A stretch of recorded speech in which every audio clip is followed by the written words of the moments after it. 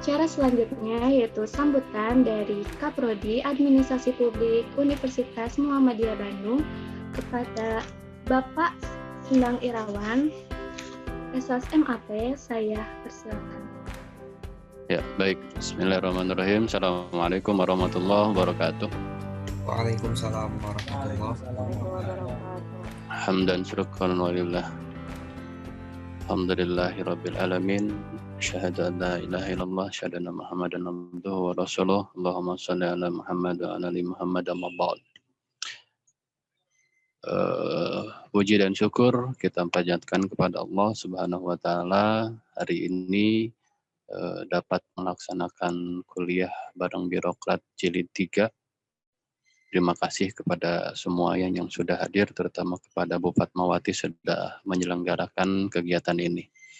Yang saya hormati Bapak Dr. Ahmad Deni Suwardani SEMSI, beliau sebagai Widya Iswara Ahli Madya Kementerian Dalam Negeri.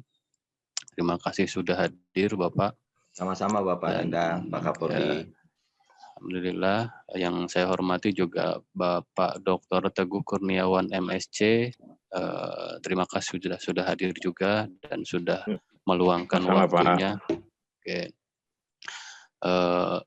Seperti yang sudah diketahui Bapak semuanya, alhamdulillah ini merupakan inovasi pembelajaran yang sudah dilakukan terutama di Prodi Administrasi Publik.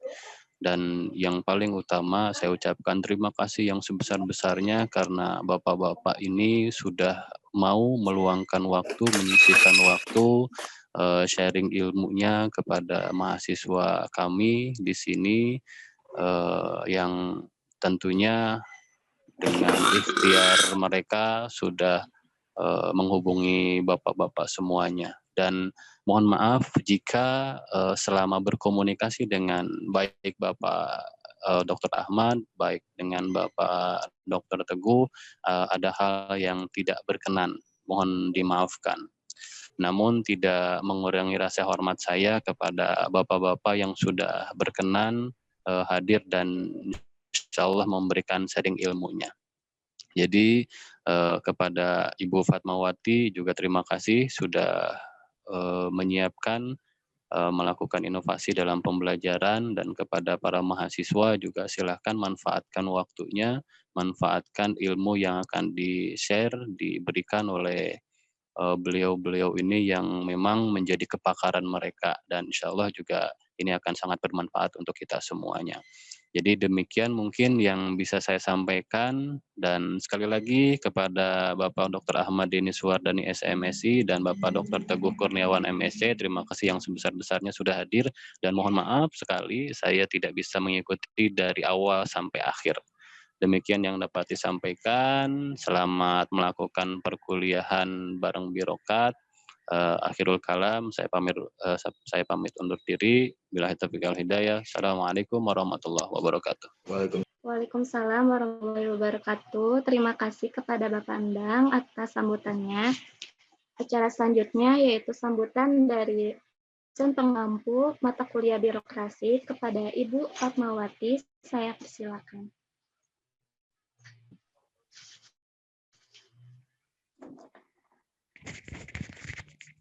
Baik, bismillahirrahmanirrahim. Assalamualaikum warahmatullahi wabarakatuh. Waalaikumsalam warahmatullahi wabarakatuh. Alhamdulillahirrabbilalamin. Rabbul masyriqi wal maghribi la ilaha illahu fataizu wakila. Asyhadu an la ilaha illallah, asyhadu anna Muhammadan abduhu wa rasuluhu amma ba'd.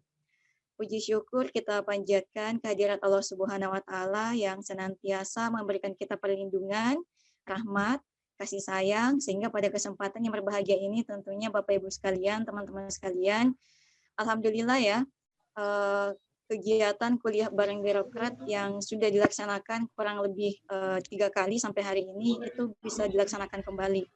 Salam dan salawat atas junjungan kita Nabiullah Muhammad SAW. sang revolusioner sejati yang tidak akan pernah habis lautannya untuk kita selami meskipun kita selami sepanjang zaman. Itulah Rasulullah. Pertama-tama sebelum saya memulai, izinkan saya menyampaikan salam hormat saya kepada kedua narasumber yang seyogianya hari ini sudah berkenan untuk meluangkan waktunya untuk nge-share ilmunya bersama kita semua. Yang pertama ada Bapak Dr. Ahmad Denny Suwardani dari Ahli Media Kemendagri. Terima kasih Bapak Ahmad Denny sudah mau berdiskusi bersama kami. Suatu kehormatan ya teman-teman sekalian. Sama-sama. Luar biasa ya teman-teman sekalian. Kemudian yang kedua ada Bapak Dr. Teguh Kurniawan dari Universitas Indonesia. Wah, ini nih merupakan luar biasa ya.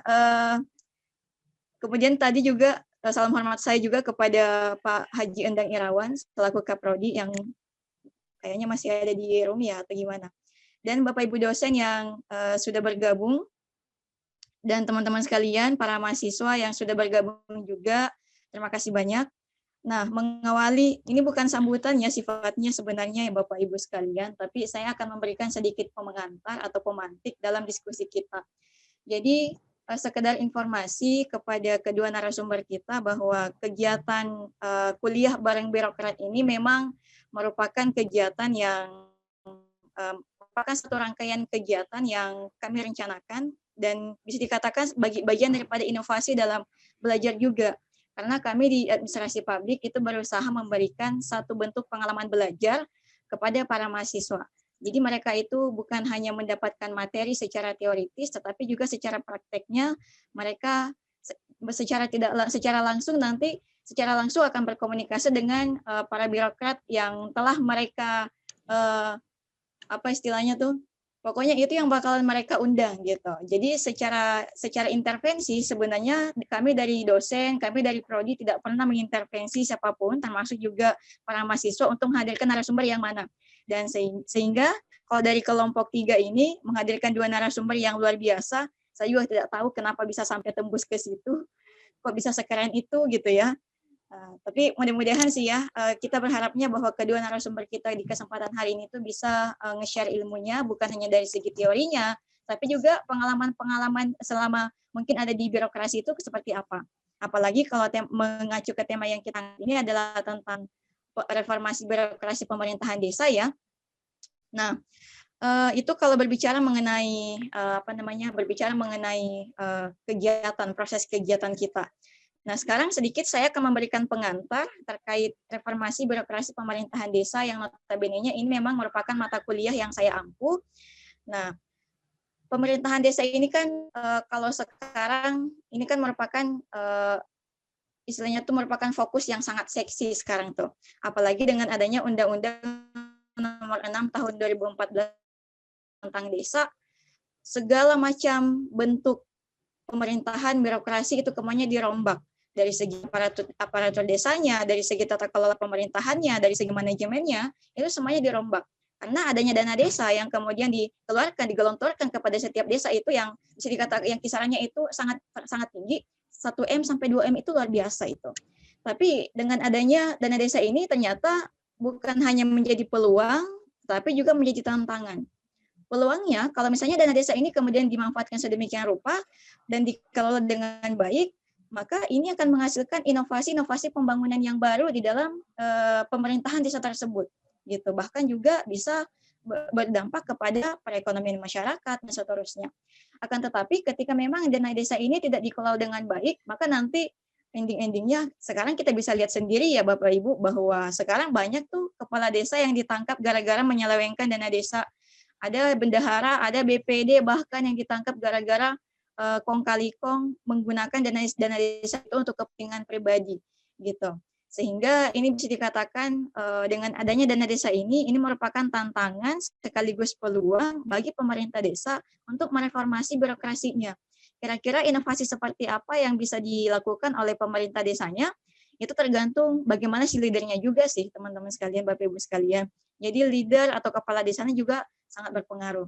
Oleh karena itu melalui bareng birokrat ini mungkin ya Bapak Ibu kami sangat berharap bahwa kedua narasumber kita ini tadi sebagaimana yang saya katakan di awal bukan hanya sekedar berbagi teorinya seperti apa gitu, Nanti mungkin kalau dari teori Bapak Teguh Kurniawan bisa banyak memberikan kita referensi nih, kira-kira di desa itu reformasi-reformasi seperti apa saja yang bisa kita kaitkan dengan teori-teori apa saja gitu.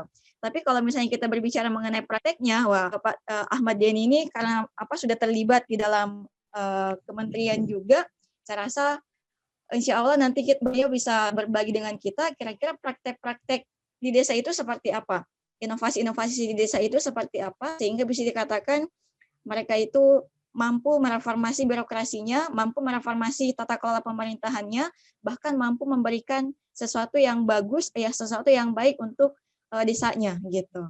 Itu mungkin ya sedikit memantik dari saya, Bapak Ibu sekalian. Semoga ada manfaatnya dan lebih lanjutnya mungkin nanti biar kedua narasumber kita yang menyampaikan lebih dalam dan lebih detail lagi.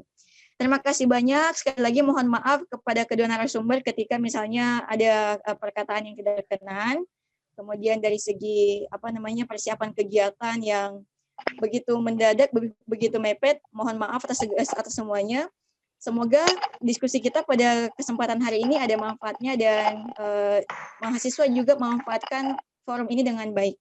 Terima kasih banyak sekali lagi, mohon maaf. Bila bisa bilhaq, fasabikul khairat. Wassalamualaikum warahmatullahi wabarakatuh. Waalaikumsalam warahmatullahi wabarakatuh. Yang pertama itu ada pemateri kita dari Dr. Ahmad Denny Suwardani, SEMSI, dan yang kedua ada dari Dr. Teguh Kurniawan, MSc. Nah, yang pertama materi yang akan disampaikan dari Bapak Dr. Ahmad Denny dengan tema paradigma baru peraturan desa dan tata kelola pemerintahan desa di era disrupsi seperti yang kita rasakan pada saat ini. Untuk itu, saya akan membacakan CV dari pemateri pertama kita, yaitu Bapak Dr. Ahmad Denny. Bismillahirrahmanirrahim. Nama Dr. Ahmad Denny Suwardani, SEMSI. Tempat tanggal lahir, beliau lahir di Jakarta 29 Desember 1975. Agama Islam. Kemudian jabatan beliau sekarang adalah Widyaswara Ahli Madya di Kementerian Dalam Negeri. Kemudian ada pendidikan terakhir beliau, yaitu S1 Accounting STIE Perbanas Jakarta, kemudian S2 Manajemen University of Indonesia, yang ketiga S3 Manajemen Pajajaran University, kemudian Sandwich Program Australia National University, Leadership Program University of Sunshine Coast, kemudian anggota Ikatan Akuntan Indonesia, dan yang terakhir sebagai asesor kompetensi pemerintahan. Nah, untuk itu demi mengefektifkan waktu dan mengefisienkan waktu, langsung saja kepada Bapak Dr. Ahmad Denny untuk menyampaikan pemaparan materinya dengan tema paradigma baru peraturan desa, tata kelola pemerintahan desa di era disrupsi. Untuk itu, saya persilahkan. Oke, terima kasih Mas Fatur Rahman atas pembukaannya. Yang terhormat Pak Dr. Teguh, saya izin mendahului Bapak. Yang terhormat Ibu Fatmawati, dosen pengampu, terima kasih sudah mempersilahkan saya untuk bersharing ilmu dan pengalaman. Yang terhormat atau yang saya sayangi adik-adik semua mahasiswa yang hadir di sini, izinkan saya kali ini untuk nge-share dulu materi saya. Bismillahirrahmanirrahim. Oke, apakah materi saya terlihat atau tidak? Pak Fatur Rahman, materi saya terlihat? Iya, Terlihat, Pak. Oh, alhamdulillah. Oke. Saya di sini bukan mengajari peserta yang lain, saya hanya berbagi ilmu dan pengalaman. Kebetulan saya dapat judul tentang paradigma baru tata kelola pemerintahan desa di era disrupsi. Sebelumnya, kalau paradigma itu cara pandang orang terhadap diri dan lingkungan, ya, yang mempengaruhi dalam berpikir, bersikap, dan bertingkah laku. Nah, yang terpenting di pemerintahan itu, adik-adik harus tahu semua bahwa yang namanya pemerintah dari pusat sampai desa, pemerintahan desa, itu tidak terlepas dari peraturan perundang-undangan yang berlaku. Jadi sering-seringlah adik-adik semua membuka website JDIH, Jaringan Dokumen Informasi Hukum, melalui website, di mana JDIH ini adalah wadah pendayagunaan bersama atas dokumen hukum secara tertib, terpadu, dan berkesinambungan, serta merupakan sarana pemberian pelayanan informasi hukum secara lengkap, akurat, mudah, dan tepat. Contohnya, jika adik-adik mau tahu tentang peraturan perundang-undangan yang berlaku di pemerintah, di Kementerian Dalam Negeri, adik-adik tinggal nyari di Google, search JDIH Kemendagri. Kalau adik-adik mau tahu tentang peraturan yang berlaku di pemerintahan desa, JDIH Kementerian Desa. Pengen tahu di Kementerian Keuangan, JDIH Kementerian Keuangan. Pengen tahu, itu lewat JDIH semuanya. Itu kuncinya di pemerintahan. Karena di pemerintahan beda dengan di swasta. Kalau di swasta peraturannya hanya internal, cakupannya hanya internal. Kalau di pemerintahan itu cakupannya luas. Ada hubungannya antara pemerintah pusat, pemerintah daerah, dan pemerintahan desa. Dan pemerintahan desa itu membuat peraturan yang namanya peraturan desa, peraturan kepala desa, atau peraturan bersama antar desa, dan lain sebagainya, tidak boleh bertentangan dengan peraturan yang lebih tinggi hierarkinya. Jadi urutan hierarki peraturan perundang-undangan adalah Undang-Undang 1945, Undang-Undang yang berlaku, kemudian ada PP, kalau misalnya undang-undangnya berubah ada Perpu, kemudian ada Perda, Perda ada beberapa, ada Perda provinsi, ada Perda kabupaten kota, ada turunannya lagi, ada peraturan kepala desa atau keputusan kepala desa, dan sampai akhirnya ada peraturan desa atau peraturan kepala desa. Dan itu semua harus dipahami, dibaca, dan duduk bareng. Oke? Nggak bisa tiba-tiba, oh seharusnya begini, sedangkan yang menyampaikan seharusnya begini, seharusnya begitu, tapi peraturan perundang-undangannya tidak baca. Ini biasanya saya kalau menjadi narasumber, diklat perencanaan keuangan perencanaan pembangunan desa, diklat pengelolaan keuangan desa, itu satu materi itu biasanya beberapa hari. Ini karena hanya kuliah umum, saya teknis-teknis simpelnya saja, ya. Oke. Kemudian era disrupsi itu merupakan fenomena ketika masyarakat menggeser aktivitas yang awalnya dilakukan di dunia nyata beralih ke dunia maya. Disrupsi itu perubahan besar yang mengubah tatanan. Fenomena menjamurnya e-commerce hari ini merupakan salah satu contoh disrupsi ya di webinar ini, ya.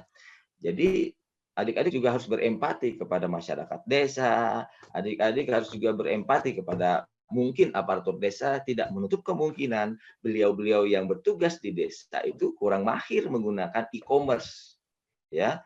Jadi jika adik-adik itu sebagai masyarakat desa, perwakilan di desa masing-masing, bisa berkontribusi, memberikan saran dan masukan bagaimana pengembangan desa.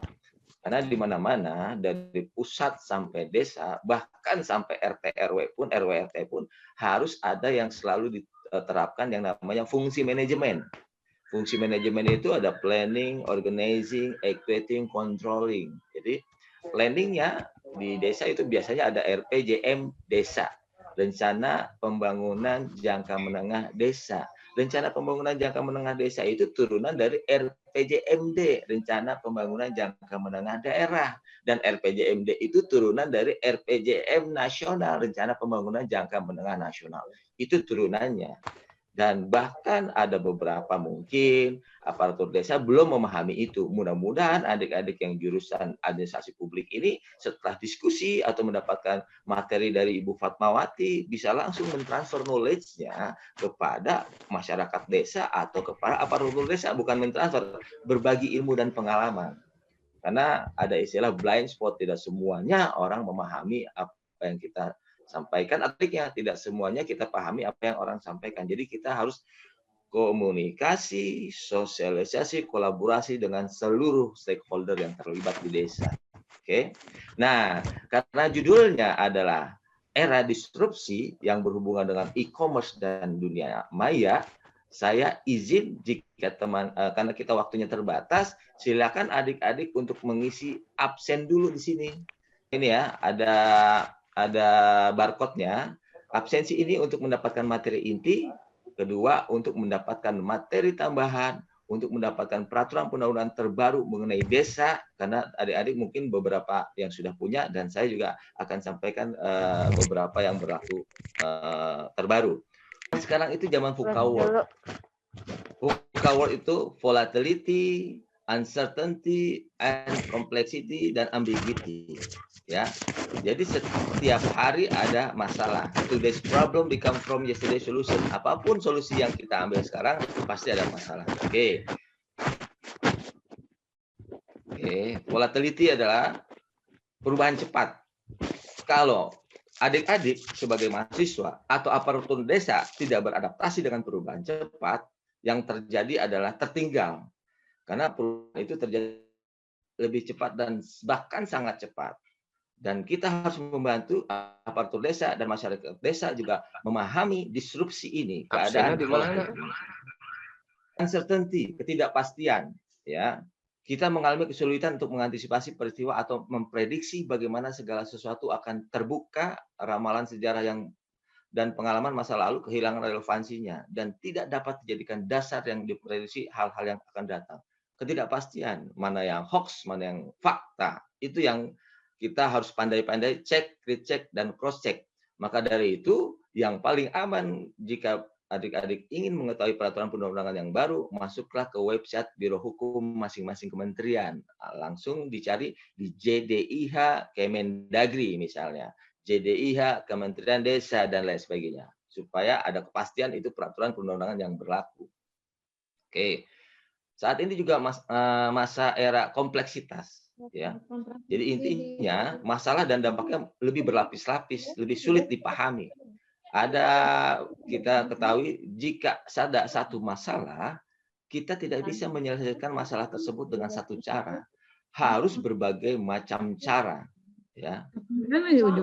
Kemudian ambiguity itu di dunia ini jarang hal yang benar-benar jelas dan agak sulit dapat ditentukan dengan tepat. Tidak semuanya hitam dan putih, ternyata abu-abu juga merupakan pilihan. Ini yang mengerikan zaman disrupsi ini ya, dunia maya ini.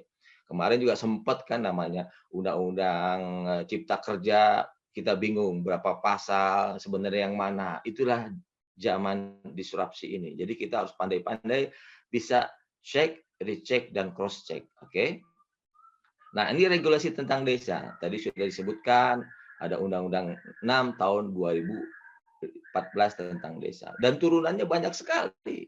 Ini undang-undang kan, tadi saya sampaikan, ada Undang-Undang Dasar 45, ada Undang-Undang, ada PP, ada Permen, dan Permen tentang desa itu ada banyak. Ada Permendagri, ada Permendes. Nah, itu yang akan saya sampaikan nanti pada saat adik-adik sudah ngisi absennya. Permendes, dan semuanya itu jadi acuan. Makanya bekerja di birokrasi tidak semudah yang masyarakat pikirkan, karena kita mengacu kepada peraturan undang-undangan yang terbaru, yang berlaku dan yang terbaru. Dan peraturan undang-undangan itu tidak hanya undang-undang, ada permen, perda, perkada di daerahnya. Nah, makanya di desa diberikan hak untuk membuat perdes atau perkades dan atau peraturan bersama antar desa. Nah, itu ya turunan regulasi. Ingat, pemerintahan dari pusat sampai desa harus berdasarkan regulasi, tidak bisa berdasarkan teori saja, praktek saja, tapi regulasi harus dipahami dan dibaca bareng-bareng. Oke. Sesuai tentang kewenangan desa, sesuai dengan Undang-Undang Nomor 6 Tahun 2014, kewenangan berdasarkan hak asal usul, ya. Kemudian kewenangan lokal berskala desa, kewenangan yang ditugaskan oleh pemerintah daerah, provinsi, atau pemerintah daerah. Nah, itu kayak pemerintah pusat, itu pemerintah itu memberikan dana desa. Itu kan salah satu kewenangan yang diperintahkan dari pusat untuk desa. Kewenangan lain yang ditugaskan oleh pemerintah daerah, provinsi, dan pemerintah daerah, kabupaten kota. Dan biasanya desa itu adanya di pemerintahan kabupaten, pemerintah daerah kabupaten, karena itu ada desanya. Kalau kota udah mulai semuanya kelurahan ya, bukan desa. Oke, hak desa itu mengatur dan mengurus kepentingan masyarakat berdasarkan hak asal usul adat istiadat dan nilai sosial budaya masyarakat desa. Ini yang sering terjadi, ada miskomunikasi biasanya di daerah timur, ya kan, adat istiadatnya kuat itu ya, daerah Papua, daerah timur Makassar dan lain sebagainya. Itu adat istiadatnya beda dengan daerah Jakarta atau Jawa Barat. Oke. Kemudian menetapkan dan mengelola kelembagaan desa. Itu hak dan kewajiban desa. Mendapatkan sumber pendapatan, ya, pendapatan desa. Nah, ingat yang namanya APBD, kalau di pusat kan ada APBN. Kalau di daerah ada APBD. Dan di desa ada yang namanya APBD, anggaran pendapatan belanja desa. Dan seperti Menteri Keuangan bilang, jangan hanya berpikir bagaimana membelanjakan anggaran, tapi bagaimana mendapatkan anggaran. Karena kita ada yang namanya APBD, anggaran pendapatan belanja desa. Bagaimana berpikir pendapatan asli desa meningkat. Bagaimana mendayagunakan masyarakat di desa supaya menghasilkan atau menciptakan UMKM, ya, sehingga perputaran perekonomian di desa bergerak dan PADES di desanya juga meningkat. Dan yang perlu diketahui bahwa saat ini Indonesia lagi defisit, bahkan katanya akan resesi, mudah-mudahan tidak parah ya. Artinya seluruh masyarakat Indonesia dari pusat sampai desa harus berpikir jangan terlalu banyak belanja, tapi bagaimana memikirkan mendapatkan sesuatu dari apa yang ada. Ada istilahnya input, proses, output, outcome, benefit, dan impact. Ya, inputnya adalah sumber daya manusia, manusianya, mesinnya, money-nya, metodenya, itu harus dipikirkan. Kita tidak hanya bisa membaca peraturan, tapi bagaimana kita berkomunikasi, bersosialisasi, berkolaborasi antara seluruh stakeholder yang ada di desa. Yang jadi masalahnya masih banyak oknum di desa yang tidak mau transparan. Nah, tapi ada prinsip yang selalu saya sampaikan, tagline saya, kita harus trust, no blame others, solution oriented. Kita harus saling percaya. Percaya pertemuan kita ada manfaatnya, percaya orang desa niatnya baik dengan kita. Kemudian no blame others, jangan cari siapa yang salah, tapi cari solusinya. Bagaimana caranya? Bisa jadi aparatur desa masih banyak yang tidak paham bagaimana mencari peraturan perundangan yang terbaru dan berlaku di pemerintah daerah masing-masing. Dan ternyata di masing-masing pemerintahan daerah juga ada websitenya. Misalnya di Kabupaten Bandung, JDIH Kabupaten Bandung. Ada itu peraturan yang berlaku di Kabupaten Bandung. Atau di Kabupaten Bogor, JDIH spasi Kabupaten Bogor. Itu peraturannya seharusnya sudah ada semua. Entah itu perda, itu perkada, dan lain sebagainya. Atau keputusan. Dan yang harus adik-adik ingat, kadang-kadang masih banyak masyarakat yang belum paham apa bedanya perda dan perkada. Apa bedanya perdes dan perkades. Nah, langsung ke perdes ya. Peraturan desa itu ditandatangani oleh kepala desa dan BPD, Badan Permusyawaratan Desa. Itu namanya peraturan desa. Kalau salah satu tidak menandatangani dan salah satu yang lain tidak protes terhadap apa yang ditandatangani, salah satunya itu dengan seiring berjalannya waktu tidak ada protes, itu perdes itu berlaku. Seperti perda atau undang-undang. Di undang-undang di pusat misalnya. Wah, dia bilang, wah ini yang tanda tangan anggota dewan, ini yang tanda tangan pemerintah. Sebenarnya yang namanya undang-undang itu yang menandatangan kedua belah pihak. Kalau salah satu menandatangan tapi pihak lain tidak menandatangan tapi tidak melakukan protes, itu seiring berjalannya waktu kalau nggak salah 30 hari undang-undang itu berlaku. Perda itu berlaku, perdes itu berlaku. Ini yang sering terjadi.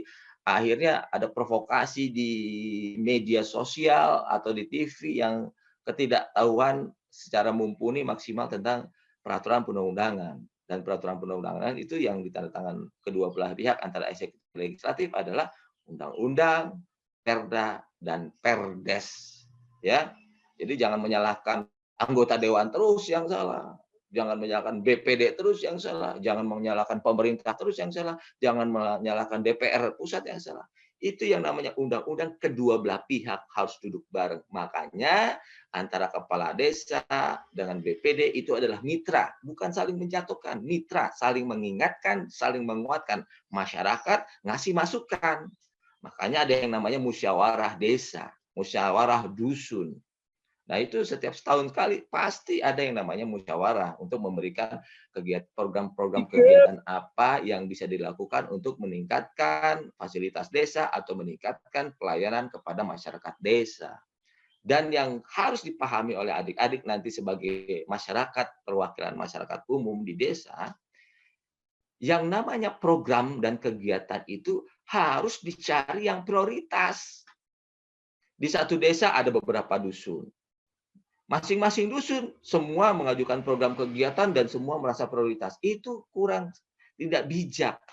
Cara menentukan program kegiatan yang prioritas adalah bukan dengan menggunakan feeling dan insting, tetapi bagaimana menggunakan scoring, sehingga ada analisa SWOT, ada analisa USG-nya, urgent, serius, growth. Seberapa pentingnya, seberapa urgentnya, seberapa seriusnya, seberapa pentingnya perkembangannya, disesuaikan situasi dan kondisi. Dan setiap desa ada visi, misi. Dan program-program yang diajukan oleh masing-masing dusun harus mengacu kepada visi misi yang ditentukan oleh kepala desa. Visinya satu, misinya lebih dari satu. Misinya satu, tujuannya lebih dari satu. Tujuannya satu, sasarannya lebih dari satu. Sasarannya satu, programnya bisa lebih dari satu. Programnya satu, kegiatannya lebih dari satu. Kegiatannya satu, sub kegiatannya lebih dari satu. Ternyata tidak semua aparatur desa atau masyarakat desa memahami bagaimana caranya menentukan skala prioritas. Itu yang harus adik-adik pelajari dan sharing kepada masyarakat dan aparatur desa. Sehingga nanti masing-masing desa bisa menentukan program-program yang prioritas. Priority among priorities. Yang prioritas di antara yang prioritas. Duduk bareng, analisa SWOT-nya, strength-nya apa, kekuatannya apa di internal desa. Weakness-nya apa, kekurangannya apa di desa. Terus opportunity-nya apa, peluangnya di luar apa, ada dana desa, ada hibah, dan lain sebagainya. Threat-nya apa, ancamannya apa, ancamannya mungkin kompetensi masing-masing masyarakat atau beberapa masyarakat atau masing-masing aparatur desa atau beberapa aparatur desa kurang maksimal. Itu yang harus dicarikan solusinya.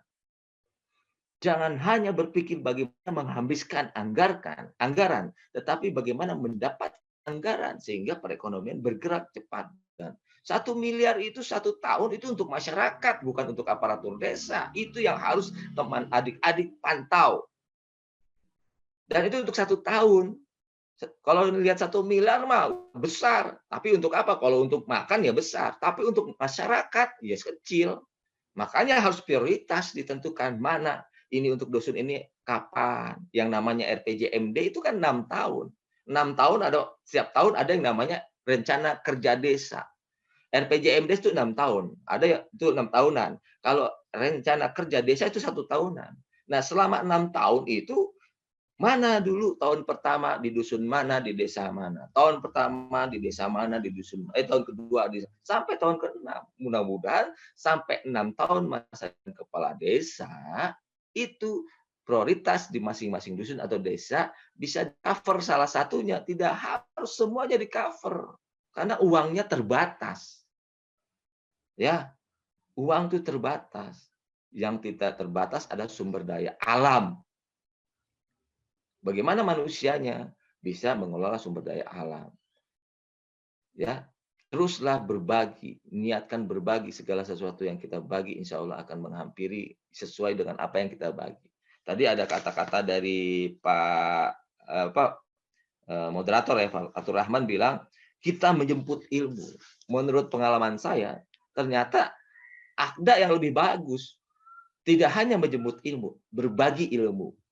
Jika adik-adik terus berbagi ilmu, seperti apa yang Pak Teguh lakukan nanti, saya lakukan, ini berbagi ilmu, nanti ilmu akan mengikuti dengan sendirinya. Tidak harus dari adik-adik, dari orang lain. Dan Allah untuk mengatur itu. Jadi jangan hanya menjemput ilmu, tapi adik-adik harus membudayakan berbagi ilmu yang ada di adik-adik sendiri. Next, hak masyarakat desa. Masyarakat desa meminta dan mendapat informasi dari pemerintah desa, serta mengawasi kegiatan penyelenggaraan pemerintahan desa, pelaksanaan pembangunan desa, pembinaan penguasaan desa, dan pemberdayaan masyarakat desa. Kemudian memperoleh pelayanan yang sama dan adil. Menyampaikan aspirasi, saran, pendapat, lisan, dan tulisan secara bertanggung jawab, serta kegiatan penyelenggaraan pemerintahan desa, pelaksanaan pembangunan desa, pembinaan masyarakat, dan pemberdayaan desa. Dan itu hak masyarakat. Ya, karena komunikasi yang paling efektif adalah body language, intonasi, dan volume. Jadi saya harap nanti mudah-mudahan COVID cepat selesai ya. Karena menurut saya ini webinar ini efektivitasnya tidak terlalu besar. Karena kita bisa kuotanya habis, bisa sinyalnya terganggu, waktunya terbatas. Ya, saya tadi bilang, saya biasanya ngajar tuh minimal 3 hari. Tapi ini nggak apa-apa, satu jam. Tapi makanya saya share link saya untuk teman-teman adik-adik absen dan kita bisa berdiskusi lanjut nanti setelah acara ini selesai. Tinggal mengisi daftar hadirnya saja. Pendapatan desa itu ada pendapatan asli desa. Aktifkan ibu-ibu di desa untuk berjualan, beli di mereka. Sehingga uangnya muter di situ. Karena itu salah satu bentuk uang APBD itu untuk masyarakat. Jangan lupa laporannya, kwitansinya, ya. Dan ada juga pendapatan desa ada alokasi APBN, ya, tentunya dana desa itu dari APBN. Dan itu bukan untuk aparatur desa, tapi untuk meningkatkan pelayanan kepada masyarakat desa. Tapi ingat, harus ada uang operasionalnya juga yang harus digunakan oleh aparatur desa. Nah, itulah harus bijak, jangan negative thinking. Kadang-kadang informasi di TV itu hanya satu arah. Adik-adik mendengar di TV tapi tidak bisa bertanya. Bahkan yang parah-parahnya lagi masalah disrupsi ini, semua saya lihat ada beberapa berita ditayangkan berulang-ulang. Mungkin minggu lalu atau berita bulan lalu ditayangkan ulang-ulang. Itu dalam rangka ada motif bad news is a good news. Itu ada sebagian mungkin oknum penyiaran seperti itu. Berita buruk atau berita baik untuk mereka untuk menaikkan rating. Itu sudah ngeri saya, ya. Ada yang menghina ini, masukin YouTube, ratingnya jadi naik. Artisnya jadi naik. Ini zaman edun nih, zaman akhir zaman. Ngeri. Yang melakukan kezaliman atau kegiatan-kegiatan yang aneh-aneh malah naik tayangannya. Ratingnya naik. Itu udah akhir zaman, mengerikan. Kemudian ada pendapatan desa dari bagian dari hasil pajak daerah dan dari kursi daerah, kabupaten, kota. Itu berdasarkan peraturan daerah atau kepala daerah, ya. Jadi ada pembagian di kabupaten ini, ada di provinsi ini, ada beberapa kabupaten. Berbagi untuk meningkatkan daerah desa kita. Oke, alokasi dana desa dan dari perimbangan kabupaten kota. Ada juga dari kabupaten kota. Bantuan dari keuangan provinsi dan kabupaten kota, ya. Tapi ingat, zaman sekarang ini lagi defisit, ya otomatis lah. Bantuan-bantuan itu walaupun masih ada, otomatis akan berkurang. Jadinya adik-adik harus mendorong masyarakat desa, mendorong aparatur desa, bagaimana berpikir strategis untuk meningkatkan pendapatan asli desa. Jangan mengharapkan bantuan dari yang, walaupun nanti pasti biasanya ada, walaupun berkurang. Ada hibah, ya ada hibah dari yang lain untuk menggunakannya apa. Biasanya ada persyaratan-persyaratan untuk mendapatkan hibah dan pendapatan yang sah lain. Kemudian pembangunan desa. Tahapan pembangunan desa ada perencanaan, pelaksanaan, penatausahaan, pelaporan, pemeriksaan, pengawasan. Nah, ini juga harus dipantau. Ini namanya POAK, Planning, Organizing, Actuating, Controlling. Perencanaannya ada yang namanya setiap tahun rencana kerja. Tapi rencana kerja itu turunan dari RPJM desa, rencana pembangunan jangka menengah desa yang 6 tahun. Jadi kalau rencana kerja desa itu per tahun. Nah, seharusnya perencanaan itu harus dilakukan. Dan biasanya ada APBDes perubahan. Ya, ada perubahan biasanya. Oke, perubahan biasanya menjelang akhir tahun, semester kedua ya, akhir. Kemudian bagaimana pelaksanaannya? Pelaksanaannya, adik-adik sebagai masyarakat desa atau perwakilan dari mahasiswa harus bertanya 5W 1H. Atau saya tambahkan 5W 2H. What, where, when, who atau whom, why, how, dan how much. Itu harus jelas itu. Ya. What, apa yang diprogramkan di desa. Where, di mana diprogramkannya, di desa mana atau di dusun mana. When, kapan, harus jelas waktunya. When. Why? Kenapa harus dilakukan? Why? Kenapa harus dilakukan? Alasannya harus jelas. Semua program kegiatan di desa harus mengacu kepada visi kepala desa, bahkan visi kepala daerah yang di mana desa itu ada why-nya. Who? Siapa yang melaksanakannya atau kepada siapa melaksanakannya? Kita harus bergotong royong. Ya, tidak hanya aparatur desa saja yang bekerja. Idealnya masyarakat juga harus terlibat. Dan masyarakat juga jangan berpikir, wah ini uangnya 1 miliar, masa dapatnya juga segini. Nah itu namanya provokator itu. Karena kegiatan di desa untuk setahun 1 miliar itu. Bukan untuk 1 hari, bukan satu kegiatan, tapi beberapa kegiatan dan beberapa dusun. Itu yang harus diberi pemahaman. Makanya harus bisa menentukan skala prioritas. Priority among priorities. Waduh, semangat saya nih kalau ngajar. Kemudian penata usahanya, ada juga peraturan perundang-undangan yang bagaimana cara penata usahaan keuangan desa. Ada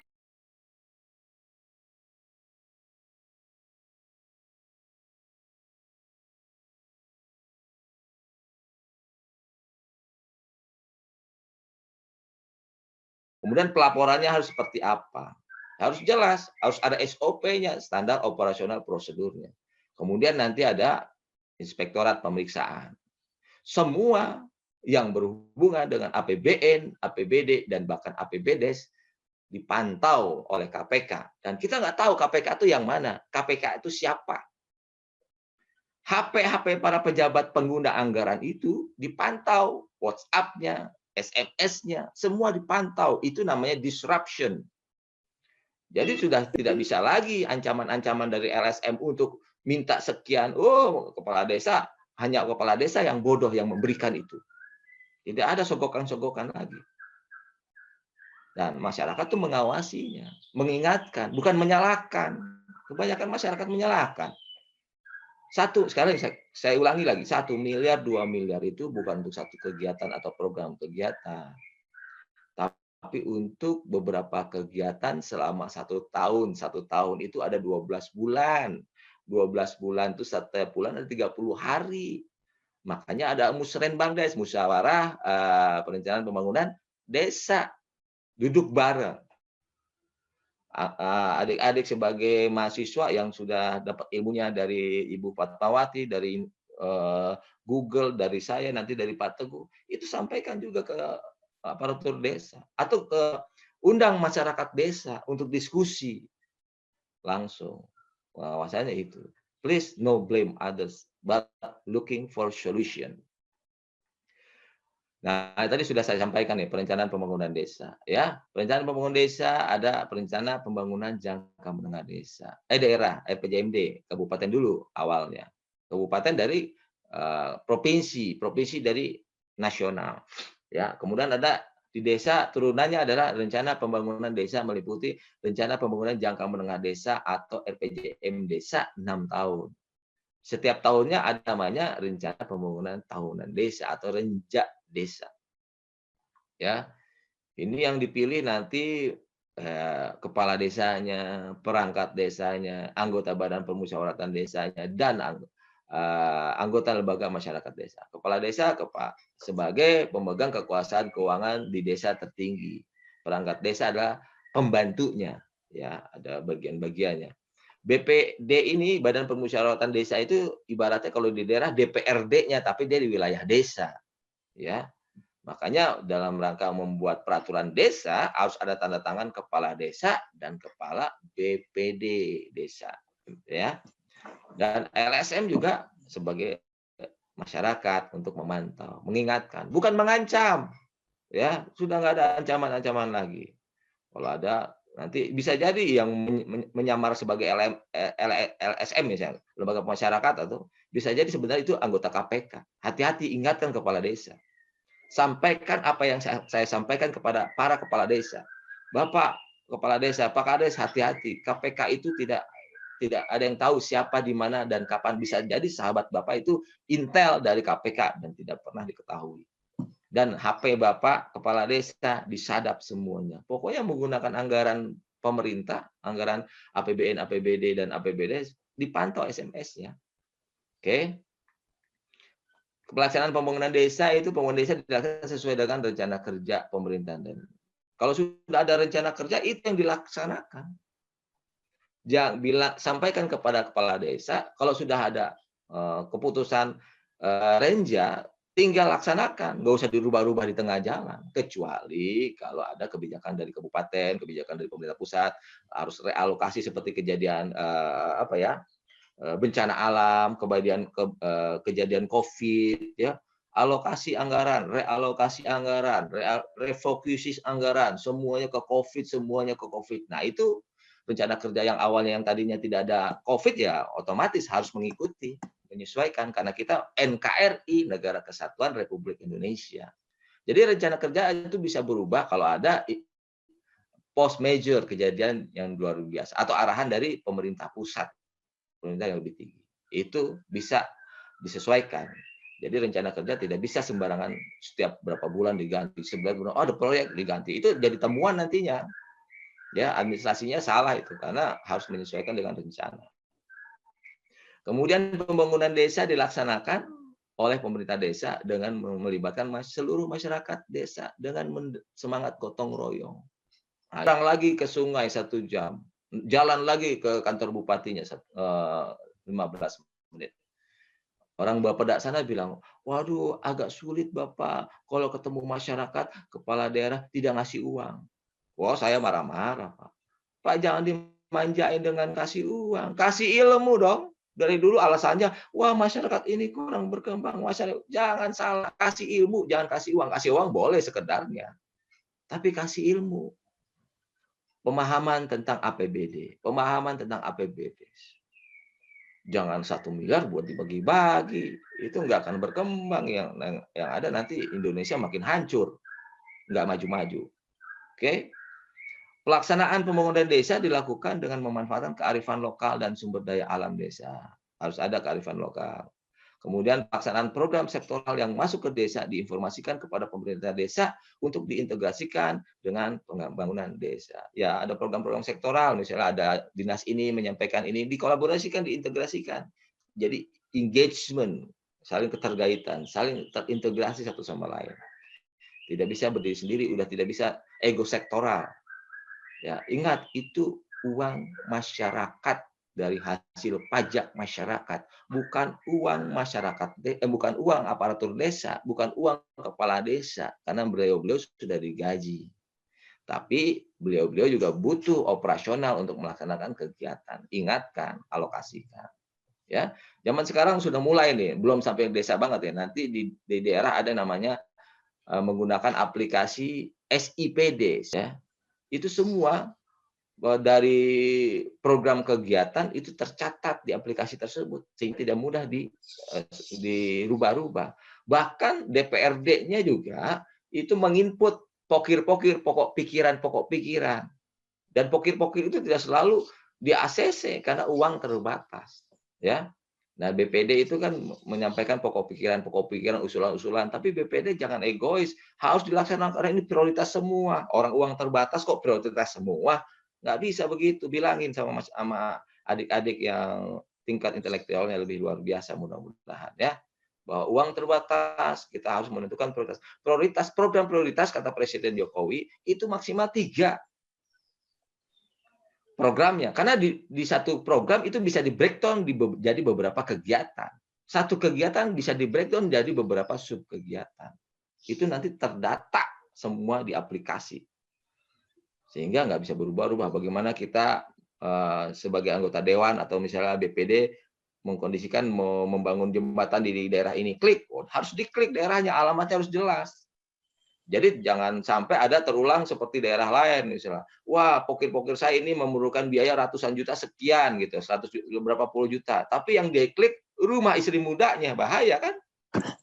Uangnya bukan untuk masyarakat, bahaya. Sekarang sudah terpantau. Nah, saya kalau ngajar begitu semangat, apalagi anggota dewan. Oke, terakhir itu pengawasan pembangunan desa. Ya, masyarakat desa itu berhak mendapatkan informasi mengenai rencana dan pelaksanaan pembangunan desa. Informasi itu tidak hanya manual. Bagaimana mungkin adik-adik yang punya kemampuan membuatkan website desa, dibantu mereka. Saya ini sekarang melihat membuat website itu anak SMK pun bisa gratis, tinggal berlangganan per tahun berapa dan murah. Zaman dulu membuat website itu mahal karena orang yang bisa terbatas dan langka. Sekarang semua orang bisa, anak SMK juga bisa. Jadi sekarang memang kita bekerja apapun yang kita dalam rangka memberi manfaat, bukan hanya mencari uang. Cari peluang, beri peluang ke orang lain. Bikin website. Supaya setelah bikin website-nya jangan lupa mensosialisasikan website itu kepada masyarakat. Jangan anggaran dihabiskan untuk bikin website berapa puluh juta, tapi masyarakat tidak dikasih tahu dan tidak diupdate informasinya. Itu namanya zolim. Kebanyakan, wah bikin keren websitenya, wah keren, tapi tidak disampaikan kepada masyarakat, informasikannya tidak efektif. Yang terinformasikannya hanya karyawannya saja. Kalah sama YouTuber. Seharusnya di era disrupsi ini bagaimana berpikir website yang dibuat dikunjungi lebih banyak daripada YouTuber buat. Wah, gimana tuh tantangannya tuh? Ya, nangis saya kalau misalnya orang berlomba-lomba membanggakan bikin website, tapi website-nya tidak tersosialisasikan dan tidak termanfaatkan. Nangis saya. Oke, kemudian masyarakat desa berhak melakukan pemantauan terhadap pelaksanaan pembangunan desa. Berhak melakukan pemantauan, bukan ribut tentang bagaimana dapat uang lebih. Ini mindset-nya salah. Mantau itu untuk supaya desa itu berkembang dan maju bersama-sama, gotong royong.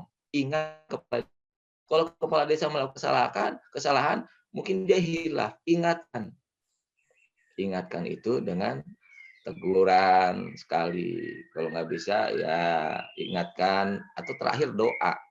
Jangan mau kita diadu domba. Ya. Masyarakat desa melaporkan hasil pemantauan dan berbagai keluhan terhadap pelaksanaan pembangunan desa kepada pemerintah desa dan BPD, ya, Badan Permusyawarahan Desa. Kalau ada masalah pemantauan atau keluhan dari masyarakat, sampaikan, nanti dimusyawarahkan. Dan yang namanya pemerintahan itu bukan profit oriented, tapi benefit oriented.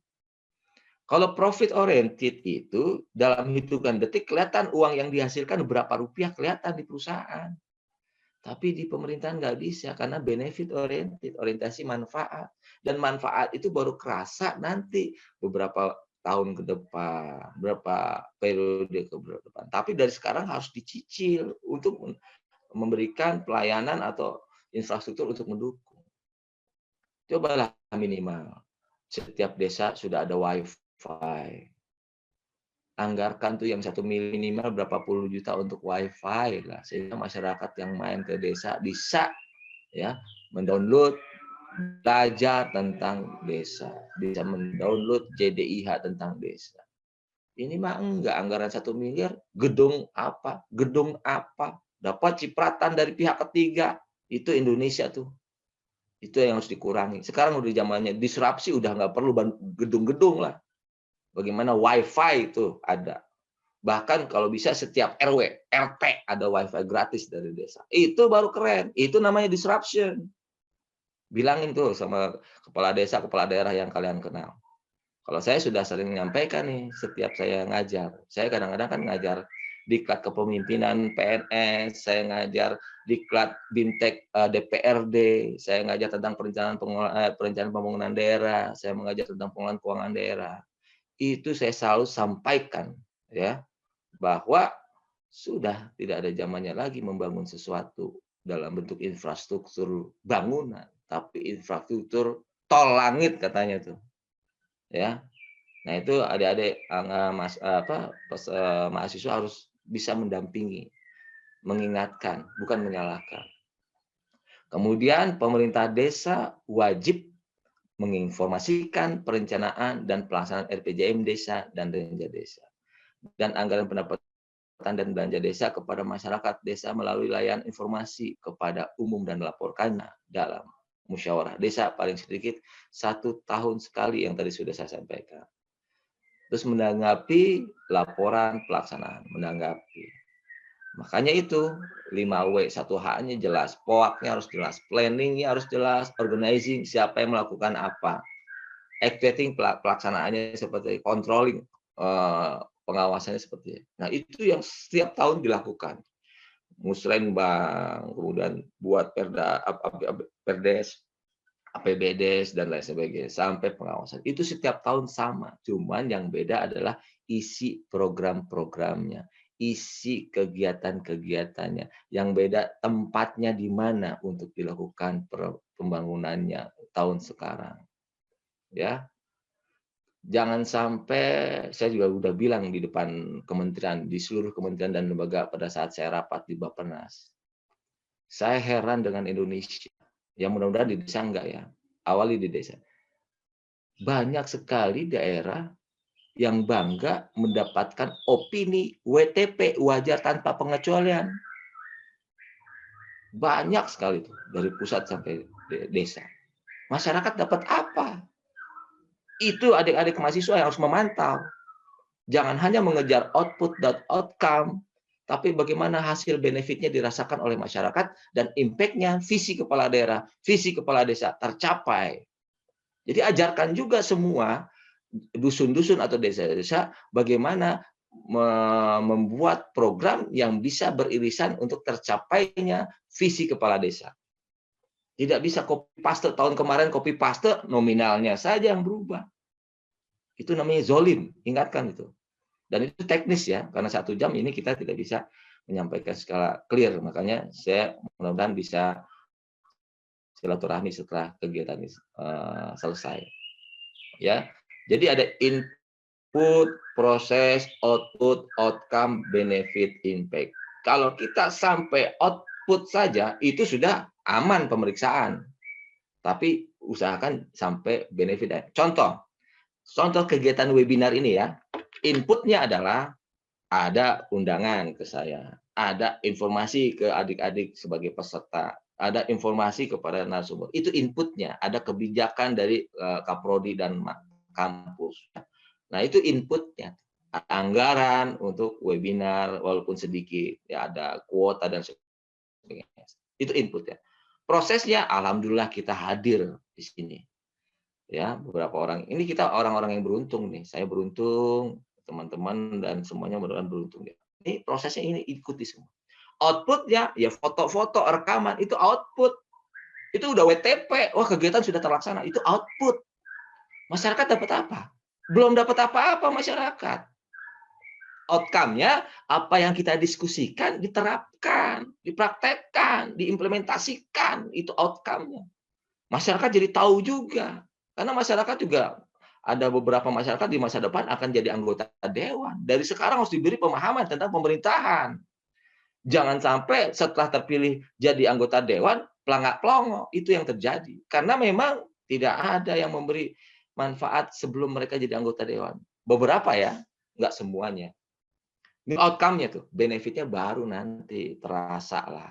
Pembangunan desanya berkembang, masyarakat terlayani, diberikan informasi, masyarakat nggak usah antri-antri untuk bayar apa, atau masyarakat nggak usah susah-susah ke desa yang jauh di sana, karena sudah ada wifi, sudah tahu perkembangan kegiatan di desa apa saja. Desa juga harus berpikir seperti YouTuber. Desa punya website, harus punya YouTube, setiap kegiatan desa diupload di YouTube, setelah YouTube-nya diupload, link-nya dikasih ke masyarakat desa, itu kan enak. Itu namanya 1 miliar bermanfaat. Jangan bangga dengan WTP. Ya, kemudian diinformasikan ke WA masing-masing masyarakat. Coba simpel saja lah. Tanya kepada aparatur desa, Bapak punya nggak nomor WA seluruh masyarakat? Coba jumlah masyarakat berapa, Pak? Coba bisa nggak saya lihat berapa jumlah nomor telepon yang ada? Minimal 1 kakak 1 nomor WA. Kan perwakilan warga ya. Ada nggak? Bapak pernah nggak menginformasikan semua kegiatan Bapak melalui video atau teks kepada langsung ke japri masyarakat? Belum ada, belum semua, baru sebagian. Itu yang harus digunakan uang 1 miliar untuk itu di era disrupsi. Ya, sehingga masyarakat tahu, oh iya, sehingga masyarakat juga bisa menyampaikan ide-ide yang mungkin tidak terpikirkan oleh aparatur desa atau yang tidak terpikirkan oleh BPD, Badan Permusyawaratan Desa. Itu yang namanya istilah blind spot. Blind spot itu yang tidak terpikirkan oleh kita, terpikirkan oleh orang lain. Itu yang namanya musyawarah untuk mufakat. Itu yang namanya sayang kepada masyarakat. Karena kita semuanya memberikan manfaat. Nah, itu yang perlu adik-adik ingatkan, adik-adik pelajari, adik-adik sampaikan, dan adik-adik implementasikan sebagai warga masyarakat desa masing-masing tempat tinggal adik-adik. Kalau adik-adik kos ya di desa tempat kos, sampaikan. Pak, adik-adik, Pak boleh nggak saya magang di sini? Nggak usah nyari uang, nyari peluang. Uang itu bukan dicari, dibagi. Apa yang ada dibagi. Insya Allah kita dapat apa yang kita bagi ke orang. What you give, what you get. Apa yang kita berikan, itu yang kita dapat. Saya memberikan ilmu, nanti saya dapat ilmu dari orang lain, bukan dari adik-adik.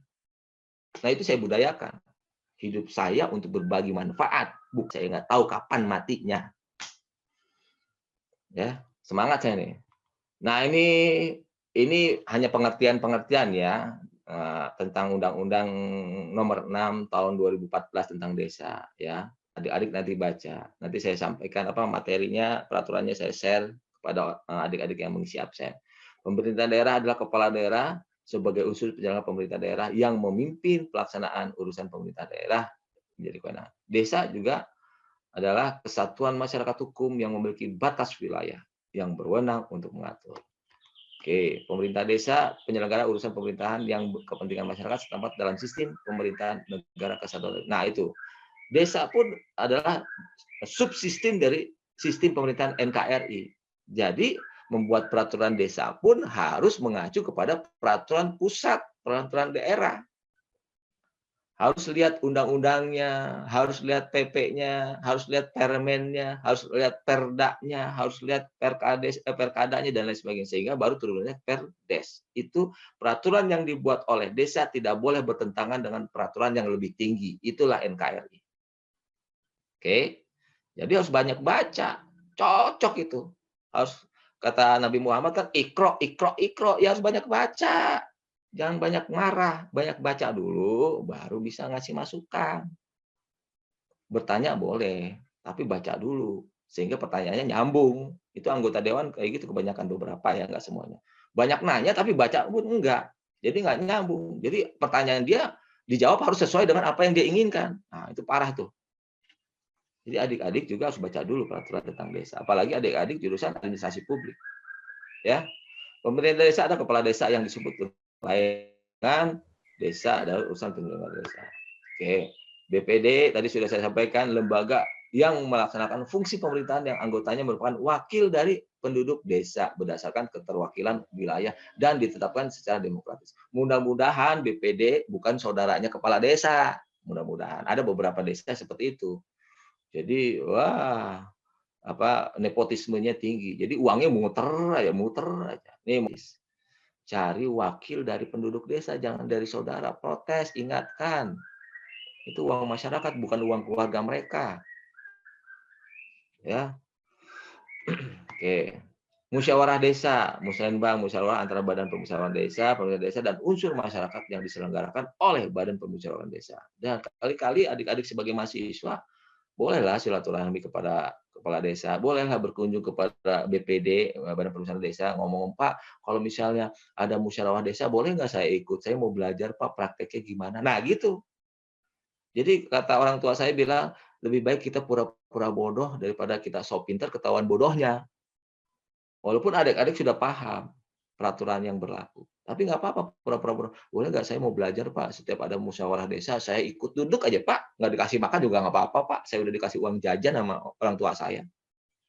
Syukur-syukur kalau misalnya dikasih makan snack, alhamdulillah, Pak. Tapi enggak juga nggak apa-apa. Yang penting adik-adik dapat ilmu implementasinya. Dan suatu saat, siapa tahu adik-adik nanti bisa jadi kepala desa. Atau suatu saat adik-adik nanti jadi anggota yang sudah punya ilmu dasar tentang pemerintahan. Semua bisa dibaca. Tinggal bagaimana kita komunikasi, sosial, dan kolaborasinya.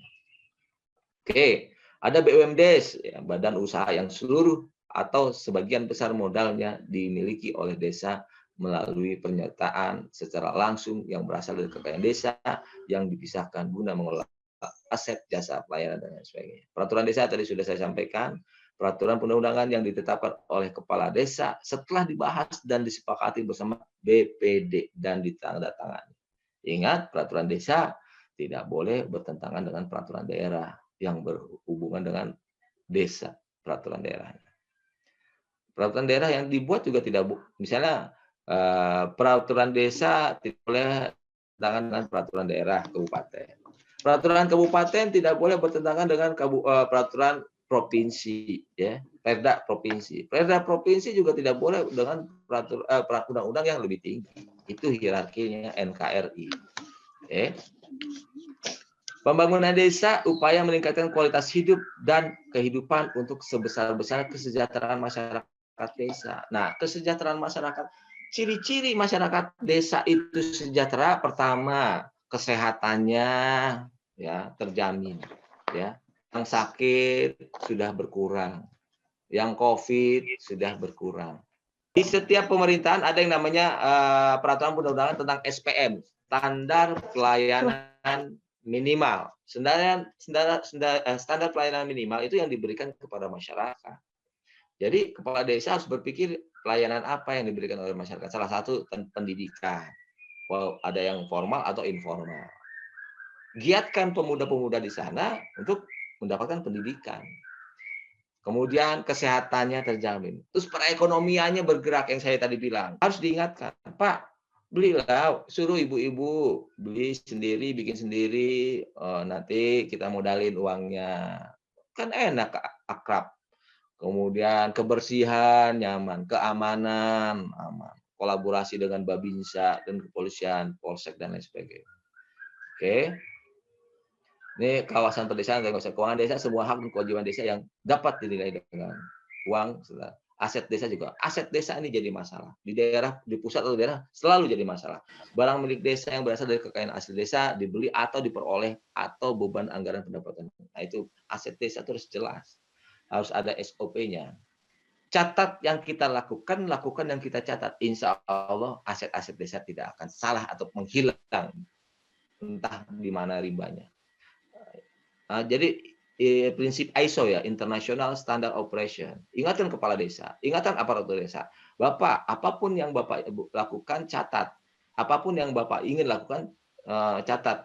Setelah dicatat, lakukan. Jadi kalimatnya, catat yang kita lakukan yang kita catat. Artinya kalau di perencanaan sudah tercatat, ya tinggal lakukan, jangan dirubah-rubah lagi. Yang namanya perencanaan musrenbang kan udah tercatat, itu berdasarkan hasil musyawarah, nggak boleh dirubah-rubah lagi oleh kepala desa. Dirubah kalau ada kebijakan peraturan tertinggi dari daerah atau pusat, atau ada amit-amit kalau ada post major bencana alam, banjir, nah itu boleh berubah. Kalau sudah tercatat tidak ada masalah-masalah yang tadi saya sebutkan, ya jangan dirubah-rubah. Gitu. Mungkin itu aja yang saya bisa sampaikan. Ini pemberdayaan masyarakat sudah saya sampaikan juga. Tinggal baca lagi, ya.